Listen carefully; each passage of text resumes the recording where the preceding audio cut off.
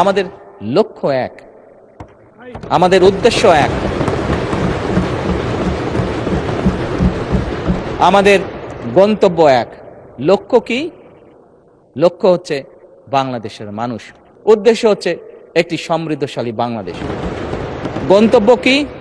একটি স্বনির্ভর, নিরাপদ, আত্মনির্ভরশীল বাংলাদেশ।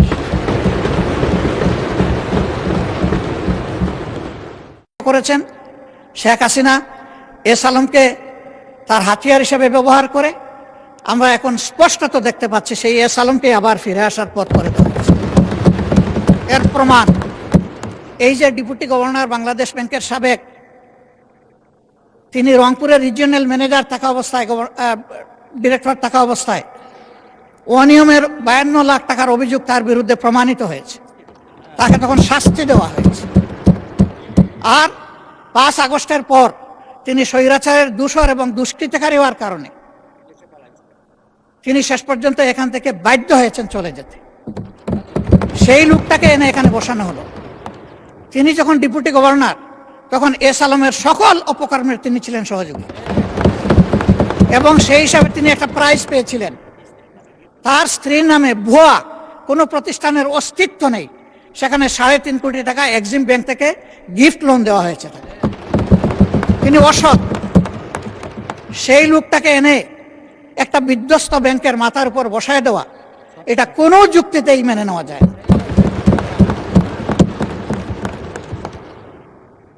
সরকার অবশ্যই সব কিছু চালাবেন, ক্রেডিট হলেও সরকারের, ডিসক্রেডিট হলেও সরকারের, কিন্তু জনগণের পারসেপশনটা কি এই ব্যাংক নিয়ে, এটা অবশ্যই সরকারকে বিবেচনায় নিতে হবে। আমি মনে করি সরকার বিবেচনায় নিলে দেশ লাভবান হবে, জাতি লাভবান হবে।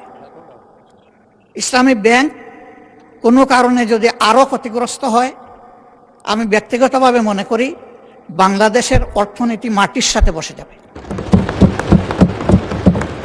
আস্থার এটি একটা পিরামিড। এই পিরামিড হেলে পড়লে অথবা বিধ্বস্ত হয়ে গেলে ব্যাংকিং ব্যবস্থার উপরেই মানুষের অনাস্থা তৈরি হবে, এবং এই অনাস্থা বাংলাদেশের জন্য কোনো ভালো বার্তা বয়ে আনবে না। যারা রিমিটার, তাদের কষ্টে অর্জিত টাকা বাংলাদেশে পাঠায় পরিবারের জন্য, দেশবাসীর জন্য, তাদের মধ্যেও এখন অস্থিরতা তৈরি হয়েছে। আমি হজের সফরে মাত্র 11 দিনের জন্য গিয়েছিলাম। সেখানে এই ব্যাপারে অনেকের উদ্বেগ, সরাসরি প্রশ্ন শোনার সুযোগ পেয়েছি। এতে দেশের অর্থনীতি ক্ষতিগ্রস্ত হবে। রেমিটেন্স প্রবাহ যদি বাধাগ্রস্ত হয়, আমাদের মাত্র 2টা সোর্স, একটা রেমিটেন্স আর একটা হচ্ছে আরএমজি। আরএমজিও এখন বিভিন্ন চ্যালেঞ্জের ভিতর দিয়ে অতিক্রম করছে। রেমিটেন্সও যদি বিপদে পড়ে যায়, তাহলে আমাদের দেশের অর্থনীতিটা গিয়ে কোথায় দাঁড়াবে? মাননীয় স্পিকার, এই সবগুলোই তো আমরা বিপদে পড়ে যাব। এই জন্য আমরা অনুরোধ করব, জোর জবরদস্তি করে যাদের কাছ থেকে এই শেয়ারগুলো ডাকাতি করে নিয়ে যাওয়া হয়েছিল, অনতি বিলম্বে সসম্মানে সেই মূল্যেই তাদের কাছে আবার শেয়ারগুলো ফিরিয়ে দেওয়া হবে। এরপরে সরকার সকল নিয়মকানুন মেনে বোর্ড গঠন করবে, পরিচালনা করবে, আমাদের পূর্ণ সমর্থন থাকবে। এই ব্যাপারে আমাদের কোনো আপত্তি থাকবে না। সন্তান তার মায়ের কুলেই তো নিরাপদ। ওরা তো সৎমা হয়ে এসেছিল, ওদের কোনো দরদ ছিল না, ওরা ডাকাতি করেছে। এখন আবার যদি অসৎ লোকদেরকে দিয়ে এই ব্যাংক পরিচালনা করা হয়, যা আছে তাও শেষ হয়ে যাবে, উধাও হয়ে যাবে। আমাদের উদ্বেগটা এই জায়গায়। তখন যখন এই সমস্যা দেখা দিয়েছিল, মাত্র 4 দিনে ওখানে 70,000 কোটি টাকা ব্যাংক থেকে মানুষ উত্তোলন করে ফেলেছিল। আমরা একটু অনুরোধ জানিয়েছিলাম একজন গ্রাহক হিসাবে, ছোট্ট একজন মালিক হিসাবে, একটু ধৈর্য ধরুন, ব্যাংকটাকে বাঁচতে দিন। থেমে গিয়েছিল। এখন কি বলবো মানুষকে? এখন তো বলার কিছুই খুঁজে পাচ্ছি না। এই জন্য আপনার মাধ্যমে আমি মাননীয় প্রধানমন্ত্রীকে বিশেষভাবে অনুরোধ করব, বিষয়টা নিয়ে তিনি যেন সিরিয়াসলি ভাবেন। কোনো পূর্ব ধারণা থেকে নয়, বাস্তবতার ভিত্তিতে এই ব্যাংকটাকে বাঁচাতে হবে।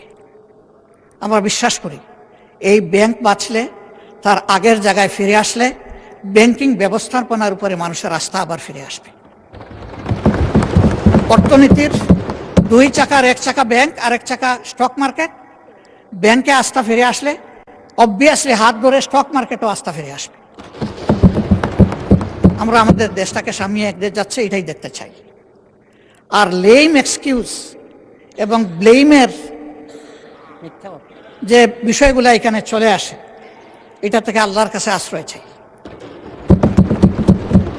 অলরেডি 5টা ব্যাংকের গ্রাহকরা রাস্তায় রাস্তায় ভিক্ষুকের মতো ঘুরছে। তারা তাদের বিনিয়োগের কোনো রেজাল্ট পাচ্ছে না, তারা তাদের আমানত ফেরত পাচ্ছে না। আবার যদি সর্ববৃহৎ ব্যাংকের একই বিপর্যয় ঘটে, তাহলে আমরা গিয়ে কোথায় দাঁড়াবো? এবং যথারীতি এই ব্যাংক সবাইকে স্যাটিসফ্যাক্টরি সার্ভিস দিয়ে চলছিল, ডিভিডেন্ড দিয়ে চলছিল। একটা মাত্র ব্যাংক, যে ব্যাংক তারল্য ট্রেডিশন ব্যাক করে কোনো পরীক্ষা ছাড়াই তাদেরকে নিয়োগ দেওয়া হয়েছে। একটা কাগজে কেউ না কেউ সই করে দিয়েছে, এইটাই তার নিয়োগ লেটার।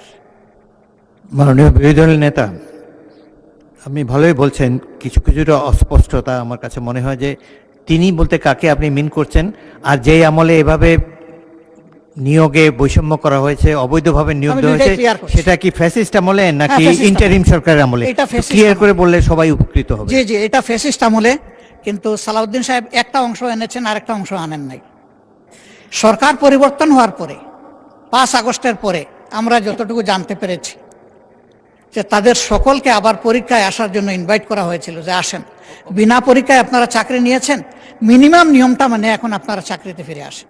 তারা কেউ আসেনি। কেন তারা আসলো না? এরপরে এই ব্যাংকটা 1983 সালের নভেম্বরে 3টা শাখা দিয়ে বাংলাদেশে তার কার্যক্রম শুরু করে। ঢাকার লোকাল ব্রাঞ্চ মতিঝিলে, আগ্রাবাদ, চিটাগাং, সিলেট, তালতলা। পর্যায়ক্রমে তাদের সততা, দক্ষতা, আমানতদারি এবং গ্রাহকদের প্রতি তাদের সেবার মান, এগুলার কারণে অনন্য উচ্চতায় এই ব্যাংকটা চলে যায়। তিনি যে সমস্ত অভিযোগ আনলেন, যে কোনো একটা দলের দিকে ইঙ্গিত করে, একেবারে নাম বলে দিলেই পারতেন জামাতে ইসলামী। তিনি বলছেন যে মাঝে মাঝে নেকাব খোলা ভালো, এটাও খুলে দিতেন। এখানে নেকাব রাখলেন কেন উনি? যে এখান থেকে 700 টাকার একটা কি জানি 700 কোটি টাকার লোন কে নিয়েছে, এইটা কোনো একটা দলের নির্বাচনী ফান্ডে ফান্ডিং করা হয়েছে। আমি এটা পরিষ্কার জানতে চাই, উনি জামাতকে এটার দ্বারা মিন করেছেন কিনা। যদি উনি মিন করে থাকেন, I am taking absolute challenge.